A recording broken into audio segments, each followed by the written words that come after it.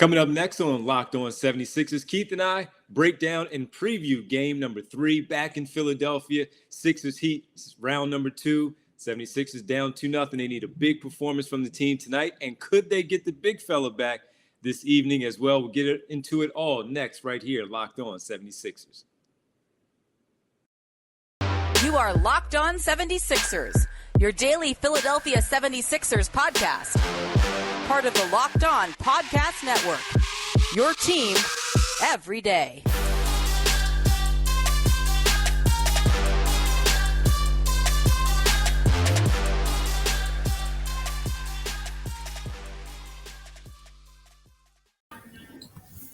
You get music, aren't you, Keith? You just start bobbing your shoulders a little bit, a little two-step a little bit with the music. All right. Yeah, a little.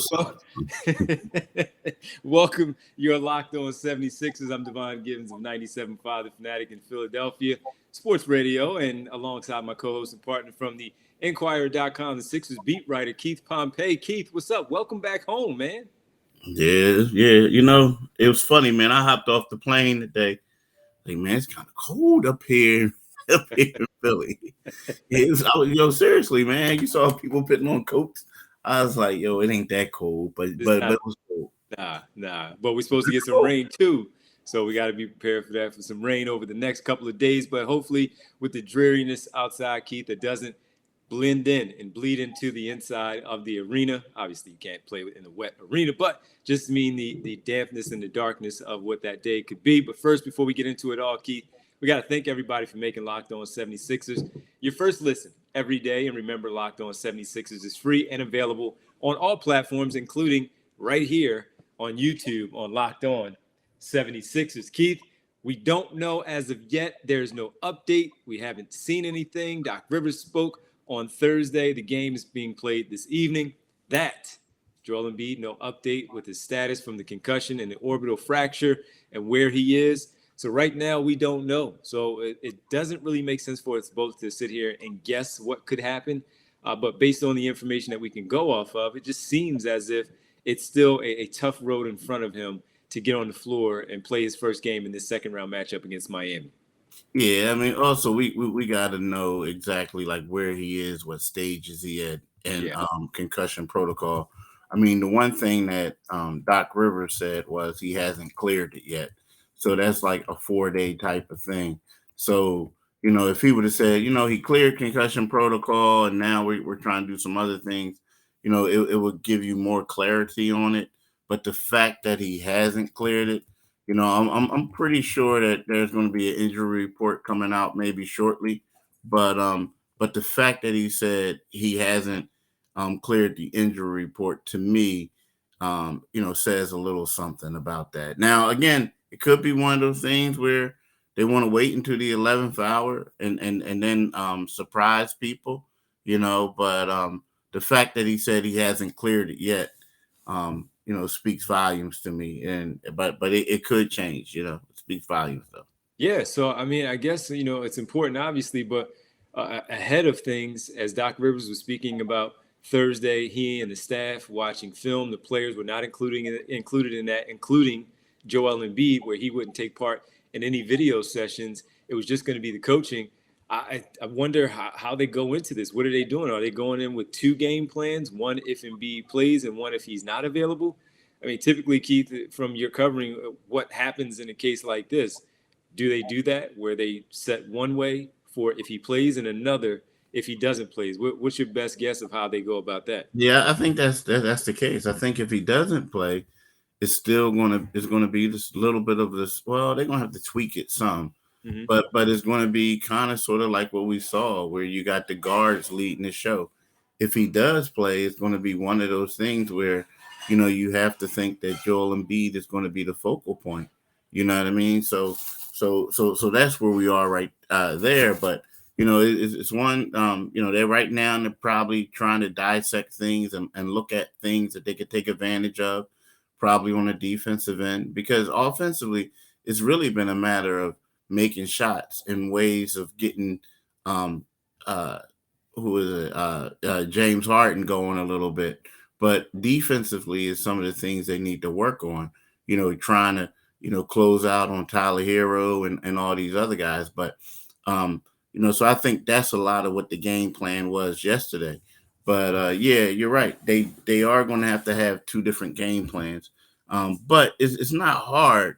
I think just because, they've been dealing with stuff like this with Embiid for a while. Right. And again, he's been the anchor for all that they do. It's just now about the adjustment to the opponent and setting up things how they would like to use him if he's available. I do want to give you, though, the injury report that was released for the Miami Heat and what they had to say. They are pointing out that Kyle Lowry's still on the injury report with the hamstring, Tyler Hero, ankle, Caleb Martin also an ankle, Max Strus, hamstring, PJ Tucker, calf, Gabe Vincent, knee, but are all traveled to Philadelphia for game number 3 in Philadelphia. So that's their injury report. But to me, it means nothing because all those guys are going to do is play anyway. But had to share that with the people for the information purposes of what things could potentially be for the 76ers and the Miami Heat tomorrow. But I'm still up in the air of even if I want Embiid to play, because if he's still too dreary, not passing the stages as you continue to talk about, of all the stages that he needs to get through in order to play, then he has to deal with the lighting, the noises. He can pass all this stuff, but how much of that is reenacting what actually happens inside the building of play? So I'm curious to see what eventually happens, especially with them believing that they can still win this series. Keith, Doc Rivers was talking about yesterday when he had a media availability that he liked where the team was after game 2. Obviously not liking being down 2-0, but the performance-wise, he felt good about some of the things that they have been doing and feels like that can translate over to game number 3, hopefully further in this series. Can't wait to find out what they do game plan-wise, and one of them, of course, being Joel Embiid being a part of it. But, Keith, we need to also get into just a preview of what we think the Sixers need to do, what could happen in this upcoming game against the Miami Heat. So we'll get into that next, and we'll discuss all of that right here next on Locked On 76ers. But first, I need to tell you all about Built Bar, one of my favorite things. I had to kind of, not convince, but I had to tell Keith to make sure he took Built Bar on the plane, because it's you sit on the plane, you want a snack and all, and you want to make sure that you're eating properly. So I made sure that Keith packed that. It's like my brother. So I wanted to make sure he packed the puffs of the Built Bar. And if you haven't tried them, you're missing out. They are the first ever protein-infused marshmallow. They're fluffy, they're marshmallowy. They're not just a protein bar, they're a treat, and they're covered in 100% real chocolate. You all like chocolate, don't you? Yes. Puffs are becoming a fan favorite as well, with some incredible flavors from yummy, cinnamony, churro, coconut marshmallow, banana cream pie, so good.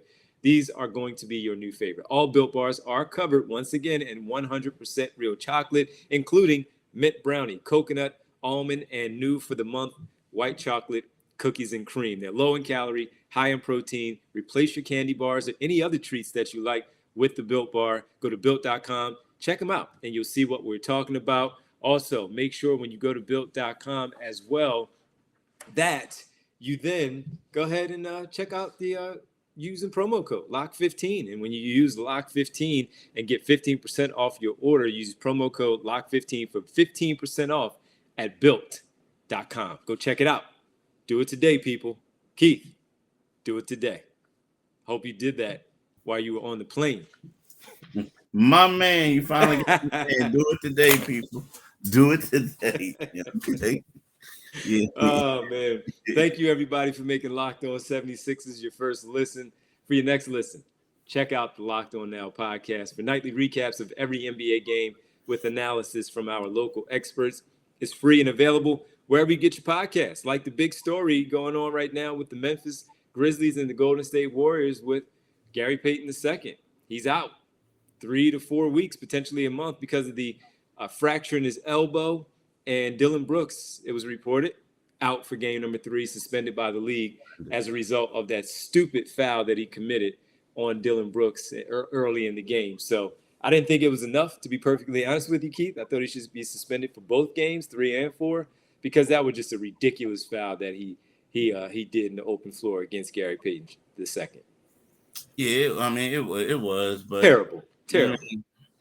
Yeah, I mean, but I hate to say this, but you knew something was going to happen. Like after they for like I guess they thought for retaliation in the last game, but um the game before that. But yeah, that was a bad play. I don't think he meant to do it though.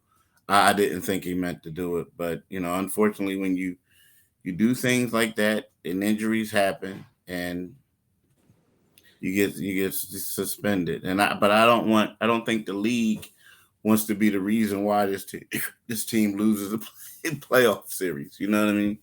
They're But not. losing was huge. Him for making a silly play like that. So Yeah. you leave them no choice but to make the right decision and going out there. But he's spending for game 3. We'll see how things go with that series moving forward with the Warriors and the Grizzlies. That's a really good series. Again, thank you for making Locked On 76ers your first listen.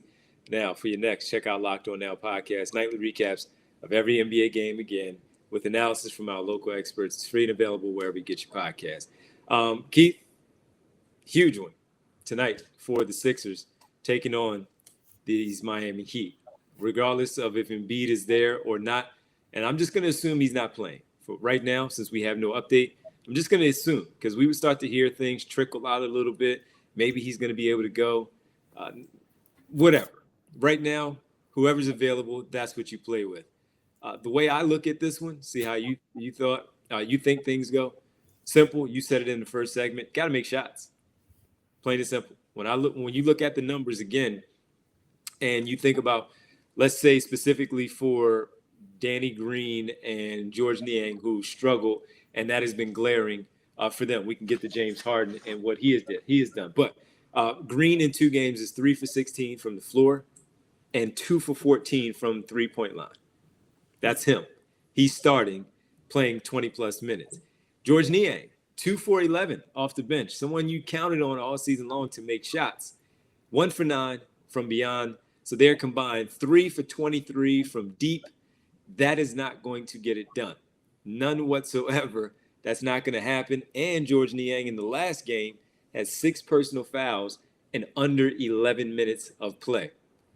You need better production at home from your team. And part of that, of course, is just simply your team making shots.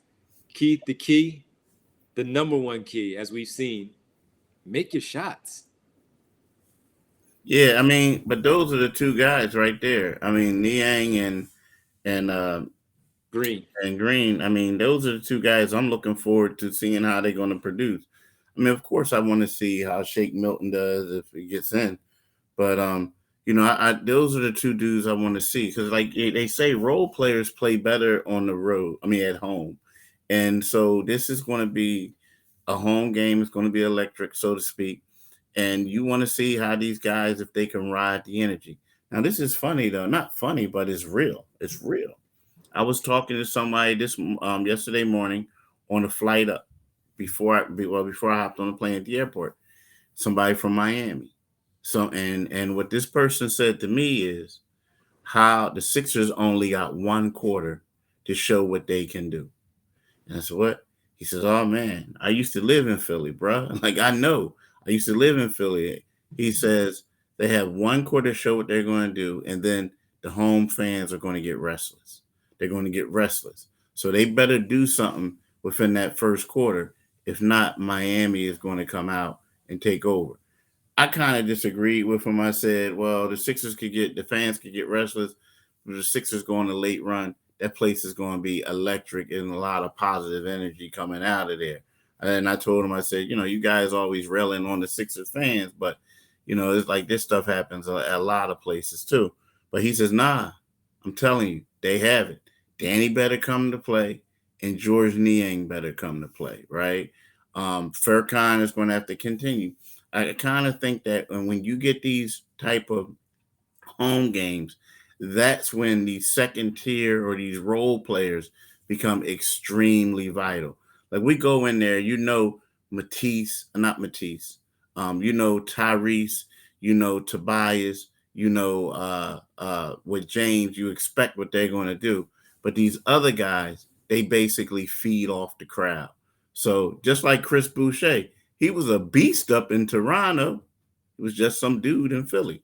So, that's the thing that I'm looking forward to seeing what these role players can do and see if they can please the crowd, so to speak, to shut my man up. Yeah, and I wanted to reiterate something that you said, and we kind of touched on it again in the last episode, which is the sustained runs and being able to keep a run going, and a lot of that too can happen at home. Just that energy that's in the building, everybody feeding off of the same thing, and being able to do that. So sustained runs are important for the Sixers. We saw them from Miami where they're able to get those big runs. When we spoke about it on the last podcast, Keith, we talked about the 9-2 run to close out the first quarter. They were tied 22-22. Next thing you know, Miami goes on a 9-2 run and specifically a 7-0 run there as well to close the things out. So they the Sixers need one. They need one or two in the game because they would get close and then Miami would shut it down and they would start their own run. And part of that is the rebounding. As we know, they continue to be beaten on the glass, plus 10 once again in game number 2. And I think while they cut their turnovers down from 15 to 10 from games 1 to 2, you have to continue to be sharp with the ball and execute. Also something that Doc Rivers talked about, executing the way that you need to against a stingy Miami defense that we all know all too well how good defensively they are, starting with Bam Adebayo, Jimmy Butler, and Kyle Lowry. We know about those 3 players, and then everyone else, to your point, just simply feeds off of that, man. So they need to sustain runs. They need to rebound the basketball, don't turn the ball over, and most importantly, execute on offense and make your shots. Make your shots. James Harden, that includes him. You wonder about James Harden, too, just because he figures out the defense so well, and we saw that with Toronto, specifically through the first 3 games, and how he had a really good handle on it, quarterbacking the team against that defense. But not so much so far through Miami. And while he did have a big first half, 16 points in the first half? In game number 2, he only ended up with 20. And you need a little bit more from him. So you need him to find something and dig deeper. Is it there? Maybe not. I don't know. But that's him being a high-level player, figuring out how to get it done, taking mid-range shots instead of three-pointers to make sure that he has enough legs in him to get that shot off. So Harden is going to be key. We know the starters are as well, but so are the role players, Keith. And with that, we're going to get into them a little bit more, not named Danny Green or George Niang in the next segment. But before let me say something. Can I say something right quick, though? Here's the thing about Harden, though. One thing I think that people got to understand, and it's not a knock against him, but we got to be a little bit real with it. At this particular time, he's just not the same guy that he was a couple of years ago. And you're talking about the Harden, Houston Harden. Well, yeah, even Harden from Brooklyn. Like, I mean, here's the deal. Like, when he was with Brooklyn last year and earlier this year, like, people were complaining about his numbers. But if you want to be real, his numbers were way better than they are right now. Yeah. And when you think about it, it's like, okay, you had Kyrie playing on the road some games, and then you had KD. Like, they just had more star power on that squad. So now when you look at it, it's right now, like, he was able to do certain things where it didn't call upon him to be the alpha dog, right? So then you come to Philly and you have Joel, and Joel is the alpha dog. So you can be that co-star, you can slide in, you can be the distributor, you can do this and that. And right about now, it's like he just, at this particular time, I don't know if he'll get it back or not, but at this particular time, he just can't be the lead dog. Like right now, when you look at it, and, I feel bad to say it, but it's true. Like, he's the 3rd best option on this team right now. Is Tyrese number 1, Tobias number 2, and he's number 3. Tyrese was balling 2 days ago. He scored 11 consecutive points. He had 23 points in the second half. Tobias went 6 for 6 in the second half. Yet James had the ball and he only scored 4 points, right? He was struggling. So, you know what I mean? So, like, I know we all like, oh, we got to do this, we got to do this, we got to do that. Can he do this? Can he do that? It just seems like he's just not the same guy. I think people got to look at him differently. You can't grade him off of what he was before. You know what I mean? You just got to hope and pray that, stuff gets figured out. But like, and again, I just wanted to put that out there because I know a lot of people like, oh, we need him to do. Nah, dude, at this particular time, without Joel Embiid, he is the third best player on the team. Now, I know at this particular time, I know he's a Hall of Famer. I know he's going to do. He's that man. He's that dude. But in the 2022 Eastern Conference semifinals against the Miami Heat, without Joel Embiid, he's the third best option on the Sixers. Well, listen, I don't disagree with you about the whole Houston Harden and the changing of who he is at this stage of his career. I don't. Part of it, though, as we've talked about before, is when he mentioned that he's a high-level player. What they do is they figure things out because of who he is, the Hall of Famer that you talked about. You just figure out different ways to help your team. And second half, he kind of diminished. He didn't have the same impact that he did in game one. I mean, in the first half. It was both games, remember? Maybe he spilled his bucket in the first half and he didn't have anything left in game number two. And Maxey played so well in the second half because he did need to pick up that slack of James Harden, having the 20-plus in the second half because of what he was able to do, because Harden couldn't physically give it to you like you want, whether it's the hamstring, age, no Embiid, whatever it is, there's something. All I ask is dig a little bit deeper, simple stuff. When you're taking those step back threes, maybe not. Take that step back mid-range jumper and knock that down, because it's just as effective of having it's not an empty possession. It's still 2 points on the board. While they may rely heavily on getting to the rim and shooting threes, at this stage, as you just said, of who he is, maybe he needs to live in the in that mid-range area, knock those down instead of extending out and using so much energy with all the dribbles and then that step back. Do that mid-range and catch and shoot threes if you find yourself in that position. So that's my 2 cents on it.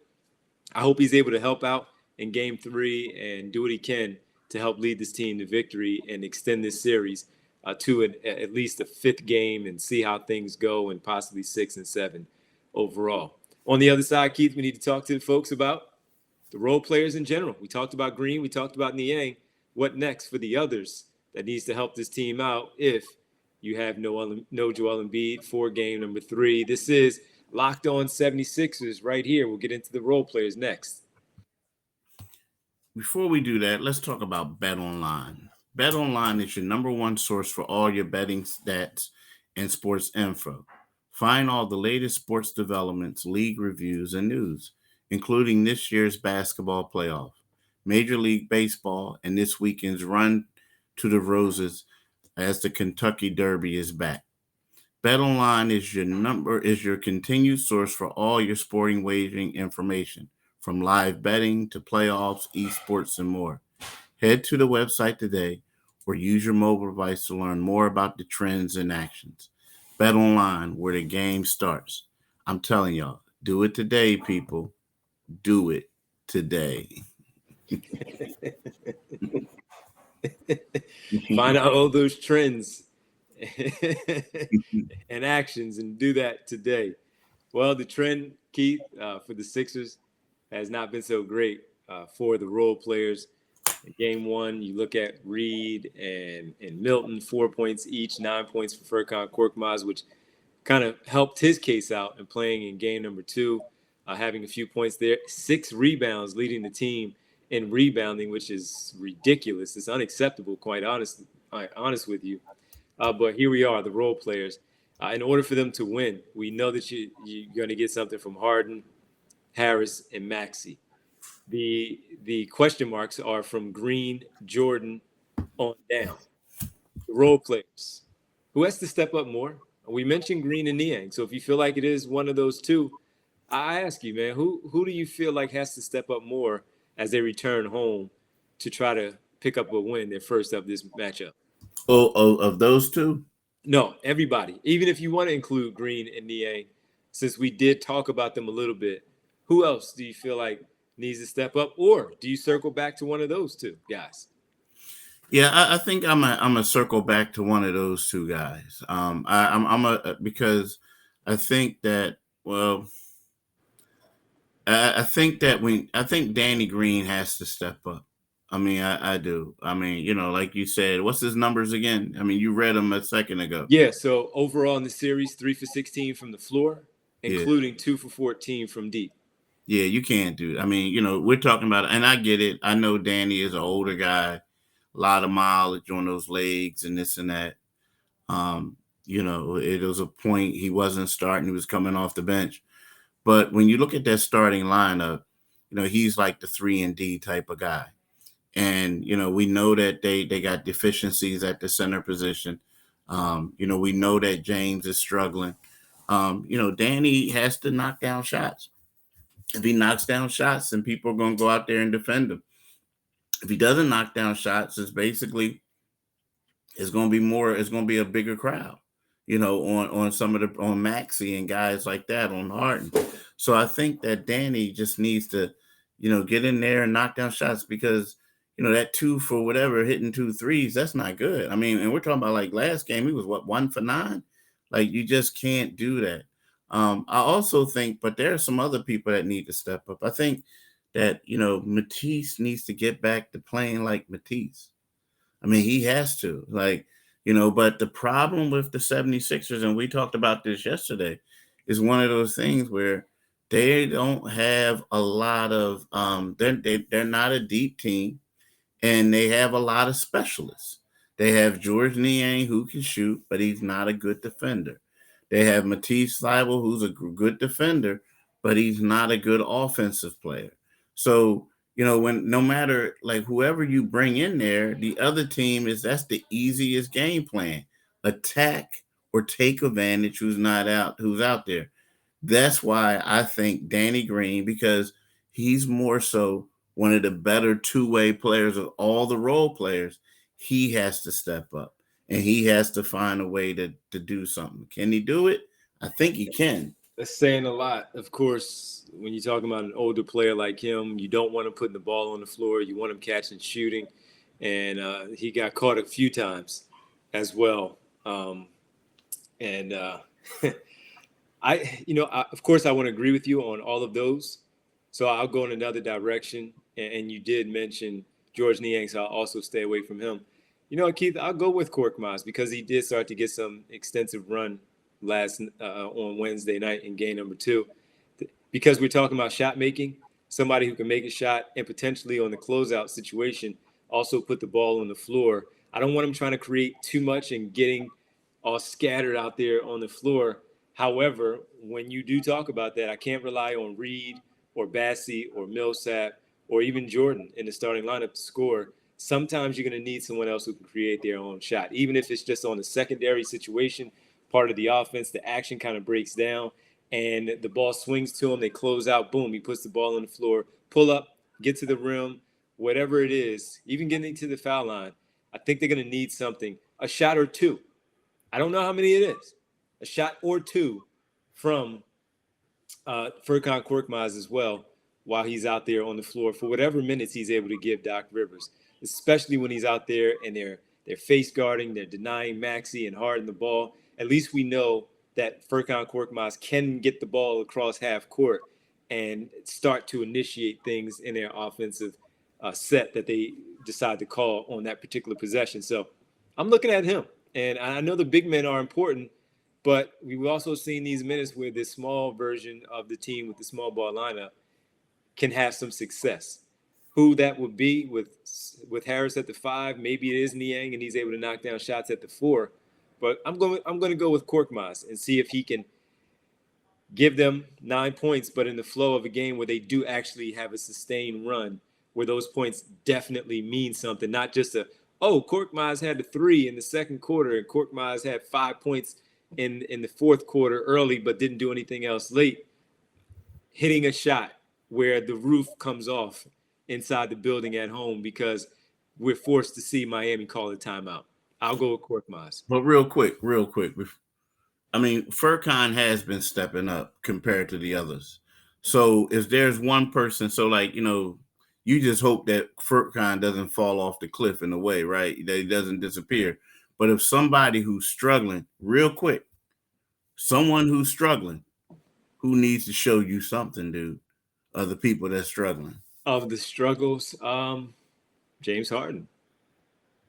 Now, he's not a role player, but you left that one open for me to say James Harden. If I go with the role player, I'm saying more Niang than Green, just because he's been so bad. Now, I wonder, too, defensively, is that bothering him, finding him as you talk about? Will Hero struggle a bit on the road because he's a role player and he's now in the building, not at home with that comfort level, even though he's really good? Can you get him to also struggle? But when you have those matchups and you're able to take advantage of that, I'll go with Harden for the starters and Niang for the reserves of the others that need to knock down some shots. George Niang just needs to see the ball go through and just confidently feel good. He's always going to squeeze that shot off, but it's one thing when you make them and you see one or two go through, and now you're like, okay, now I'm not tight anymore. Now I'm not short arming it. Now I'm not thinking about my follow through anymore, making sure my elbow is tucked in when I'm releasing my shot. None of the mechanics you're worried about anymore. Your feet being set, your square shoulders, none of that. You're not worried about that anymore once you see one or two go through. So for me, I'll go with Harden as a starter, George Niang as a reserve. Yeah, and that's a good one. That's good too. The only reason why I went with Danny Green over Niang because they're going to seek out George like a missile, and they're going to take advantage of his weaknesses. Defense, yeah, defensively. Danny has shown at times that he can still defend. Yeah. So that's what I'm saying. But yeah, George, yeah. I mean, I get it. He needs to hit shots. But that's the reason why I picked Danny, because Danny can be. I mean, I know a lot of it, he's older, but he's a better two-way player than anyone else they got who's a role player at this particular time. That's the reason why I picked him. All right. You got it, man. Well, listen, man, it should be a fun one. Should be a fun game 3. We'll see if the big fella suits up and is able to get out there, and the crowd will be crazy. Maybe that'll bring something extra to them as well as far as energy on the floor. Getting off to a good start. We always talk about that. The Sixers need to get off to a good start. Put Miami on their heels and have them playing catch up for this one as well. So we'll definitely catch up with you all for the next episode. As we thank you all for making Locked On 76ers your first listen every day. We'll break down game 3 on our next one, but make sure you also make your second listen Locked On NBA. Locked On experts covering the biggest stories around the league, around the NBA, every Monday through Friday in less than 30 minutes. It's free and available wherever you get your podcast. Keith, tell the people where to find us.